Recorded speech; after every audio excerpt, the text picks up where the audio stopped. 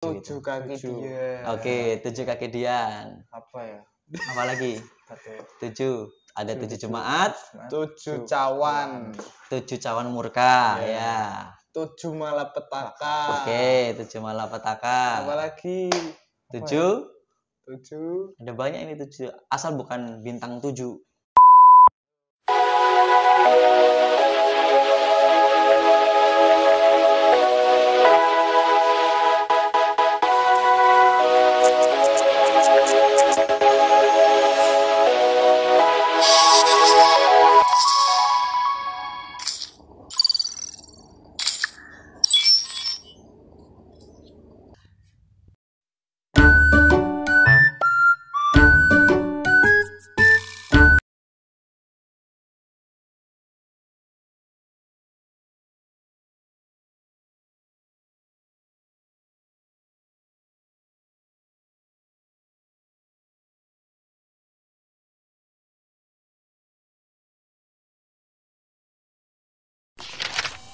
Shalom teman-teman, berjumpa kembali bersama saya di dalam diskusi Constant Connection.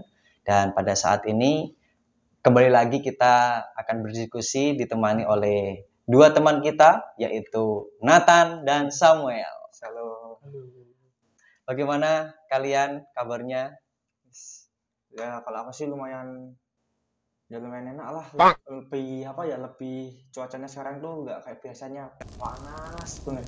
Sekarang agak dingin ya? Agak dingin karena kita kan di tempat dataran tinggi. Oh iya, sekarang kita berada di dataran tinggi. Kemarin kita berada di Gazebo. Kemarin di Gazebo. Iya, sekarang di dataran tinggi ya.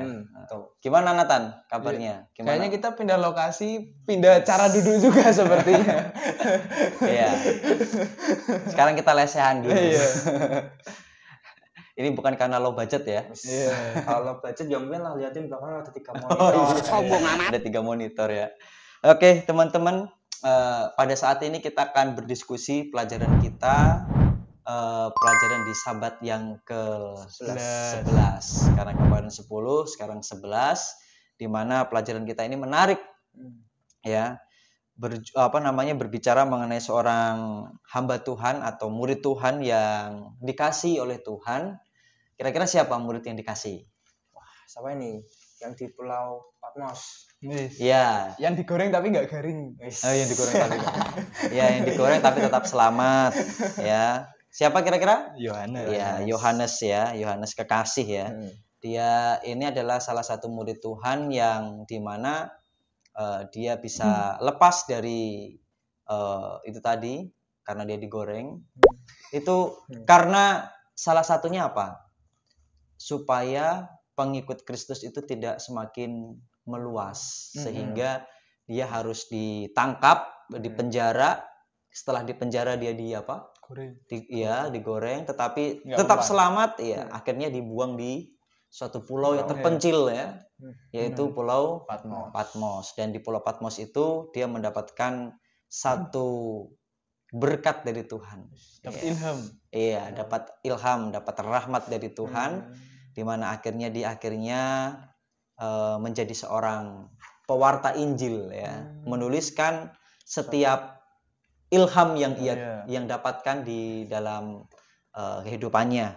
Nah, berarti kan di situ si Yohanes ini kan terjebak ya di pulau itu ya. Kalian pernah terjebak nggak seperti Paulus gitu? Bang Nathan dulu lah. Kalau aku sih nggak pernah ya, soalnya gimana ya, aku selalu ada jalan keluarnya ya, walaupun ya naik gunung dudung.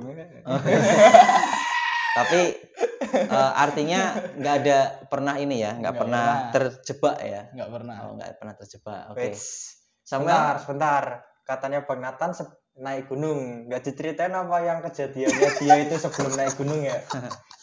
Masa kita naik Gunung Ungaran ya?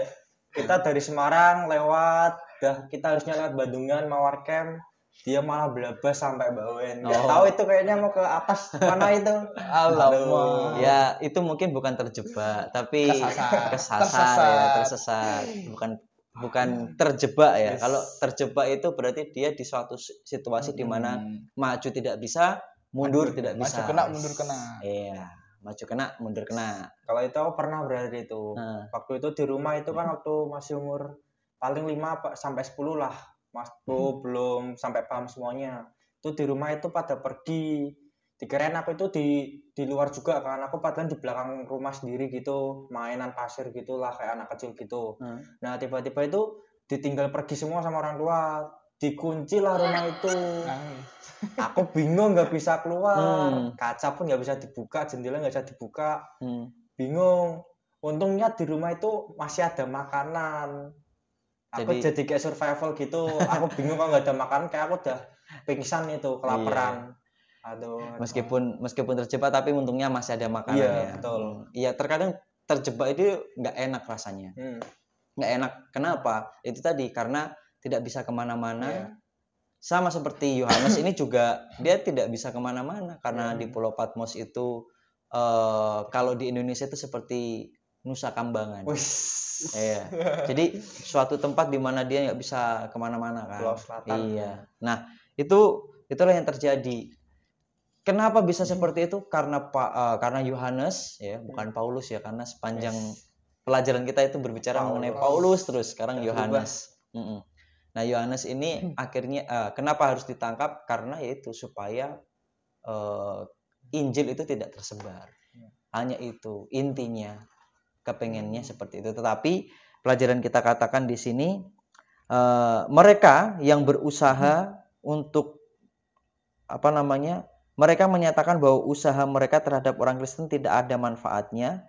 Selama kesaksian Yohanes mendengung di telinganya, orang-orang banyak akan tetap berada dalam ajaran Tuhan. Nah, itulah makanya kenapa dia bisa ditangkap di Pulau Patmos. Tetapi meskipun dia terjebak, tapi ternyata ada berkat. Iya, berkatnya apa? Dapat pencerahan dari pencerahan. Iya, dapat ilham tadi, dapat petunjuk daripada Tuhan ya. Nah, di sana kalau kita melihat pelajaran kita kan, katakan di sana akhirnya dia menjadi juru tulis untuk siapa? Kita semua. Untuk kita semua ya. Tapi di dalam kitab Wahyu ya, itu berbicara untuk ketujuh jemaat ya di Asia Kecil ya.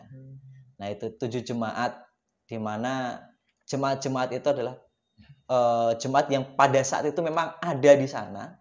Tetapi di kitab Wahyu ini juga menjadi sebuah simbol atau lambang. Nah, kalau kalian belajar kitab Wahyu nih, apa yang membuat kalian tertarik di dalam pelajaran kitab Wahyu? Apa nih Bang Sam?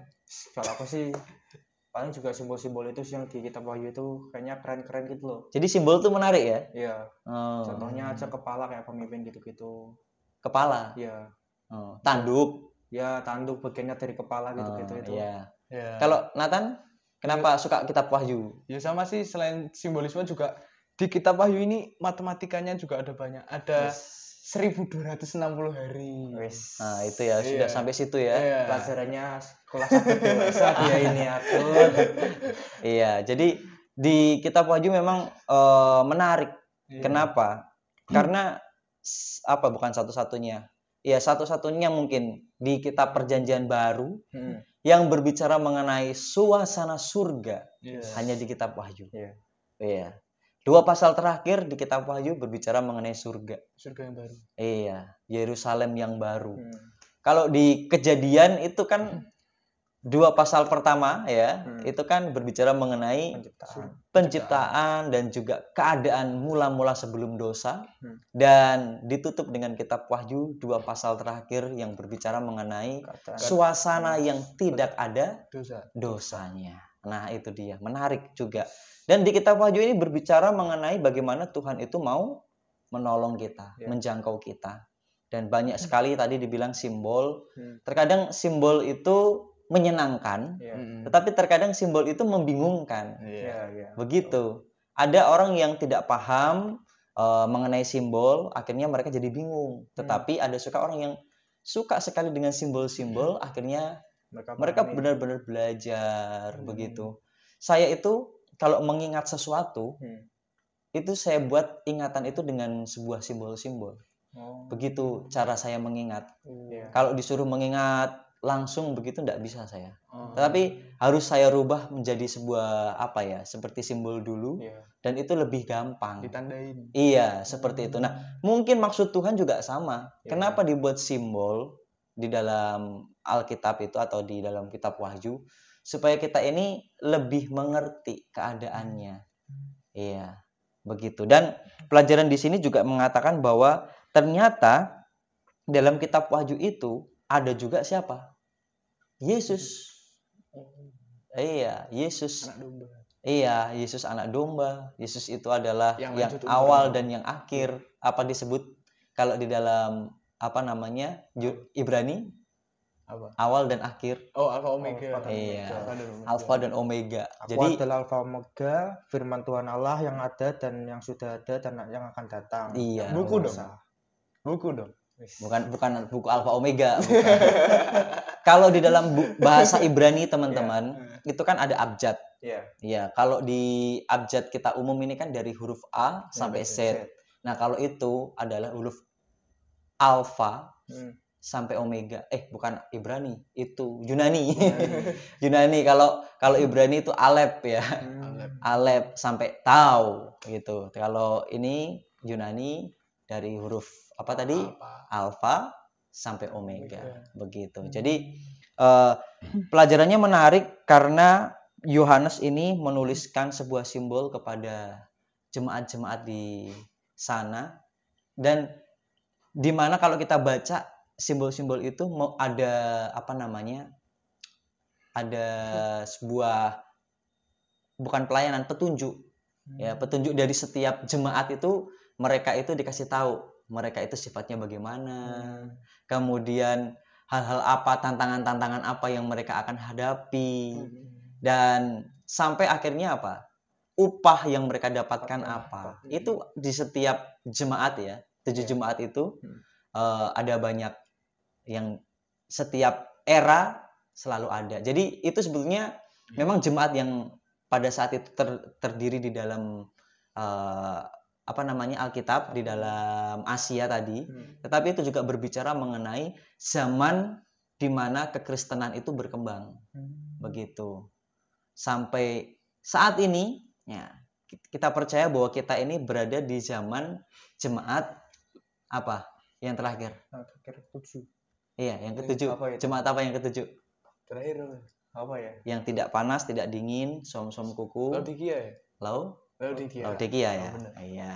Jadi itu kita itu berada di zaman itu. Makanya zaman kita ini kita itu nggak bisa melihat ini orang benar-benar tekun sama Tuhan atau enggak. Iya, kelihatannya di gereja, tetapi pikirannya nggak di gereja. Kelihatannya di gereja, tetapi ternyata akhirnya dia pikirannya di HP. Itulah jemaat Laodikia. Jadi tidak panas dan tidak dingin, begitu.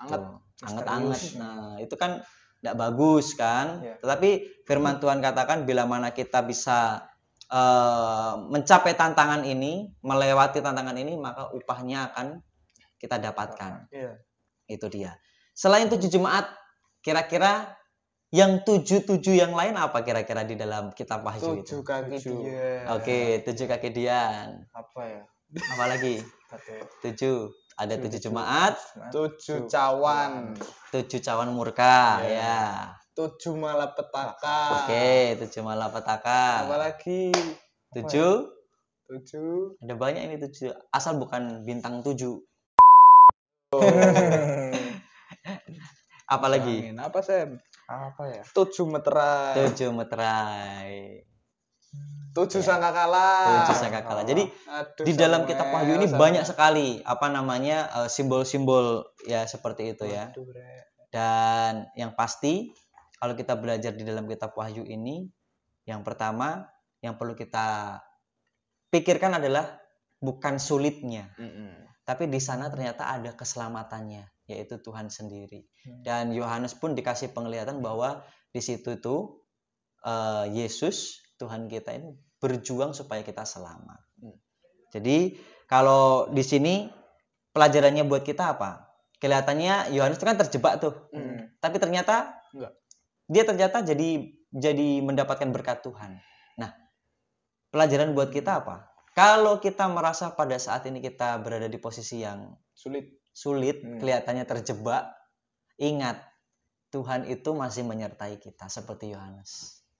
Kalau Nathan sepertinya terjebak di sekolah, ya, sekolah maksudnya bukan terjebak supaya nggak bisa masuk sekolah, enggak, tapi di lingkungan sekolah mungkin atau teman-temannya atau ujian-ujian yang diberikan itu, ya itu contohnya kan. Jangan kita down, kita percaya bahwa Tuhan akan bersama dengan kita. Samuel juga kalau bekerja, jangan merasa, wah aku ini sudah terjebak ini, tidak bisa kemana-mana. Enggak, Tuhan masih beserta dengan kita. Amin. Oke lah, itu mungkin pelajaran kita. Ada pertanyaan teman-teman dari pelajaran kita mengenai terjebak di Pulau Patmos, atau judul kita katakan terjebak di suatu pulau. Kalau aku sih cukup sih. Cukup ya. Oke, biarlah pelajaran kita ini boleh membawa diri kita supaya tetap bersekutu dengan Tuhan, supaya kita tetap berjuang bersama dengan Tuhan, dan dalam keadaan bagaimanapun, situasi apapun yang saat ini kita alami, percayalah Tuhan beserta dengan kita. Amin. Kita akan tutup dengan doa. Kita minta Samuel pimpin kita dalam berdoa. Allah Bapa kami di surga, terima kasih pada hari ini kami telah berdiskusi, menyelesaikan diskusi kami dalam sekolah Sahabat Cornerstone. Kiranya memberkati setiap dari kami Tuhan, bimbinglah kami dalam setiap pencobaan yang Kau berikan ya Tuhan. Berkati juga para penonton yang menyaksikannya Tuhan, supaya mereka mendapatkan pelajaran yang telah kami diskusikan. Tolong berkati kami sepanjang hari kami ya Tuhan. Terima kasih, Tuhan berdoa, Tuhan bersyukur. Amin. Amin. Terima kasih teman-teman. Di akhir dunia ini akan banyak saksi-saksi palsu. Biarlah kita tetap menjadi saksi Tuhan yang benar ya di akhir-akhir zaman ini. Tetap percaya bahwa Tuhan beserta dengan kita. Oke lah teman-teman, inilah pelajaran kita sepanjang pekan ini. Kiranya pelajaran ini boleh membantu kita untuk tetap setia dan bertekun di dalam Tuhan, walaupun situasi dan kondisi yang kita alami saat ini mungkin sedang menghimpit kita. Kita akan berjumpa di pelajaran yang berikutnya. Kiranya Tuhan memberkati kita. Bye-bye.